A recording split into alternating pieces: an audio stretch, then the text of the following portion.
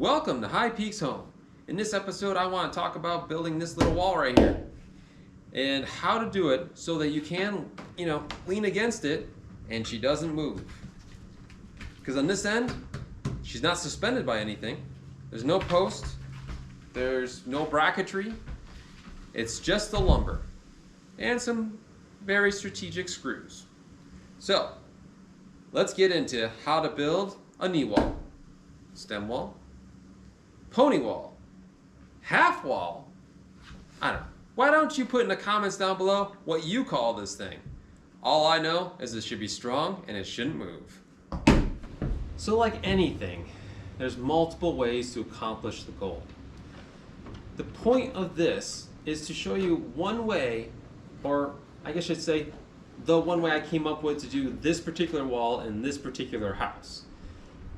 Your scenario may be different, but the point is the end result should be super strong. Now I'll show you just how strong this here is in a little bit.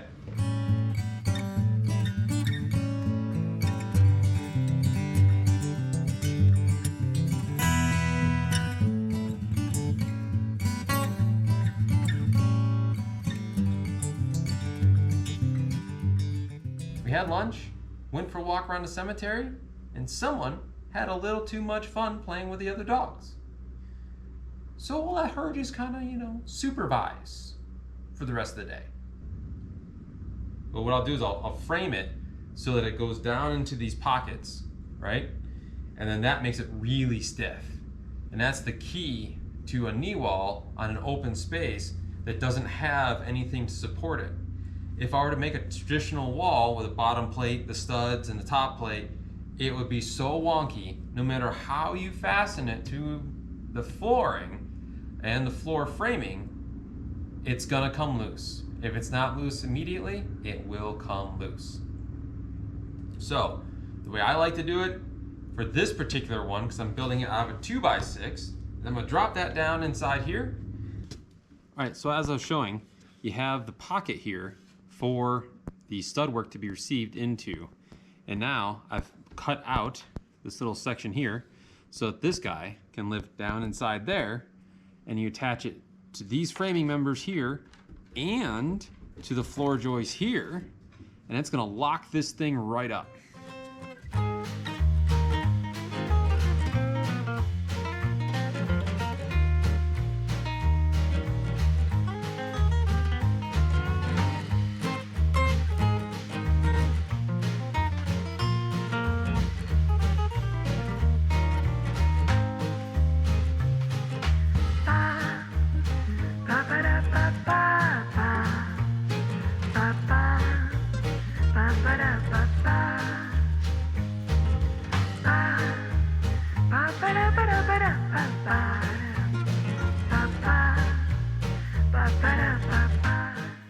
When I fastened these in, the first thing I did is I tacked it in with these nails here. Now, the nails are very purposely placed. These two here are hitting the two girders that are right here. And then this one here is hitting the floor joist that runs that way. Now, all that's really doing is just keeping this in line, right? And keeping it absolutely plumb so that I can get down below and really attach it. These really don't hold it. So this one here is close to the end wall. So it's automatically a whole lot stiffer than the rest of them. So that's why I only have the two nails and that headlock screw right there. Now, as I get closer to the end where it's not supported, you'll start seeing more fasteners. So here I just increased the nailing. I have 3 nails, but here is where it really gets interesting. So I have 2 headlocks going into the floor joist and the one headlock going into the rim joist, or not the rim joist, the girder. And I did the same thing here. And then over here, this is the end one that's not attached to the floor joist because it was farther out to be in line with the staircase. Now putting on this top plate here, the best recommendation I can do for you guys on this is to start on the far end that's closest to the solid wall, and then work the plate in. Now, you get this is a 2x6, right? So a 2x6 that's 14 feet long, it's gonna have, you know, a crown to it, a bit of a hook to it, especially once it's been on the job site for a while. As it fully dries out, man, the lumber moves. So I recommend starting at one end, nailing it off, moving to the next stud, nailing it off, and adjusting the board back and forth as you need to.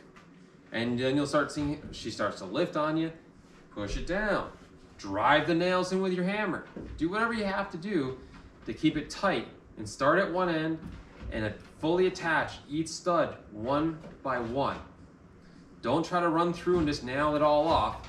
You're gonna end up with gaps, the wall's gonna be a little bit wonky, and then you're gonna have to fix it, right? Nobody wants to fix something they just built. All right, to show just how solid this little wall is, I'm gonna give her all I got.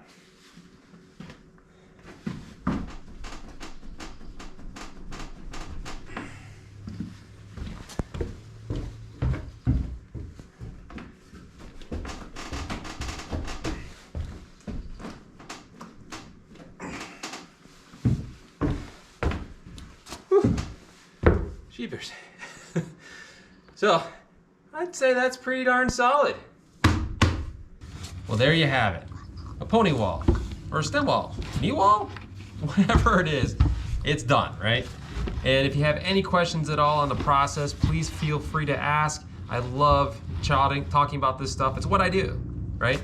So, if you haven't subscribed yet, please do so. I got a ton more content coming out, and there's a bunch on this project already. So, until next time, I'll see you guys later.